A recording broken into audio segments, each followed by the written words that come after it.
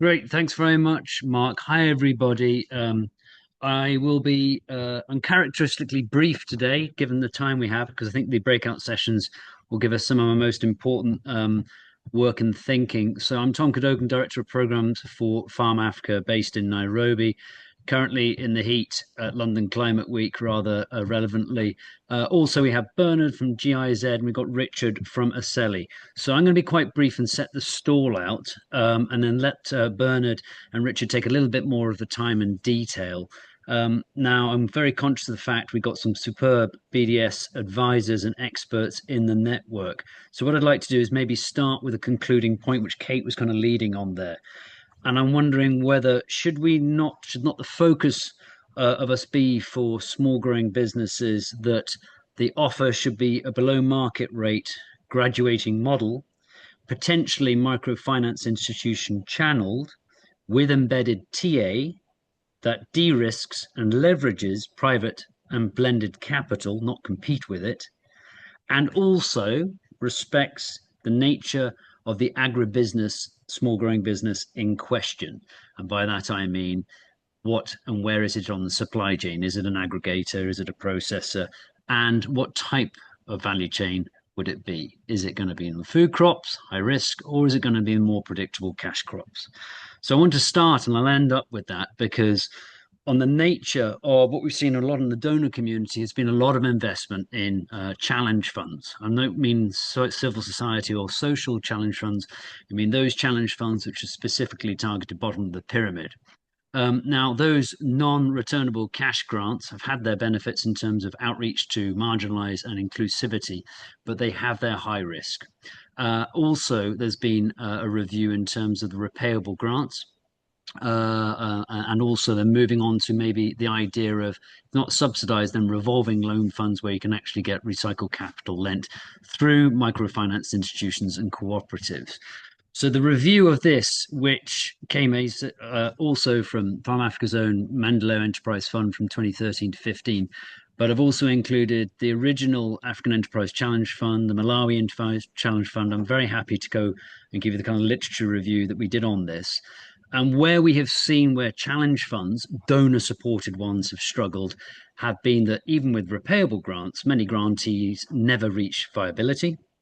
Also, we noticed it's very difficult for a donor to go and chase repayable grants from a grantee who might not actually have the capital to repay. We've also seen a sense of fund manager inexperience and some more recent challenge funds over the past 5 or 10 years. And then we're looking about maybe some of the application forms and the ability to apply, which no SME or small growing business in the regions may actually be able to fill out themselves. So then you are looking at the questionable number of companies who actually get contracted.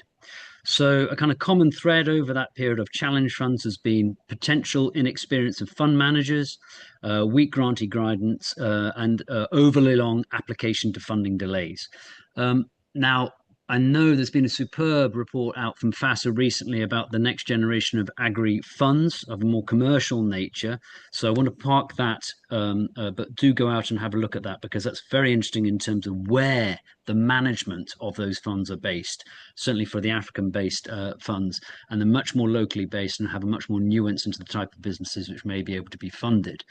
What we found, though, from revolving loan funds, even those which have been targeted maybe at marginalized sections of the community, including for women, has been a much more successful return in terms of the graduating model. Okay.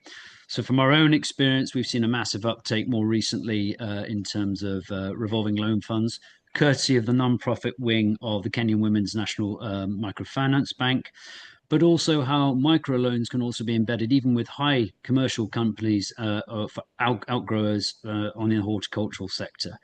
So why it holds is that you might have the non-profit managers, say, with the kind of administrative support and the afterloan TA support, but it's much more of a pragmatic model which embeds the kind of TA and business development services rather than just leaving the money to be left to its own accord. So I'm just going to finish here and then hand over to Bernard. And so the kind of point there is as we've heard from everybody, and as Kate and Nick were pointing to in terms of as the donor landscape has shrunk and the ability to have that kind of patient capital as provided by a donor, or as donor priorities change. I had one bilateral recently tell me in May in Nairobi they were an investor and not a donor. Um, I think this is a great opportunity for all of us, particularly in the BDS ecosystem, to actually kind of use it as an opportunity to get in and focus on capital and financing that can de-risk the small growing businesses that we are focusing on, but also help them go on that graduation pathway, and with an idea to kind of de-risk the potential investees from other technical funds and investors elsewhere. So I'm going to leave you with that, Mark, and hand straight over to Bernard if possible, and then Bernard will take us and we'll end with Richard and Aceli's obviously latest insights from their research.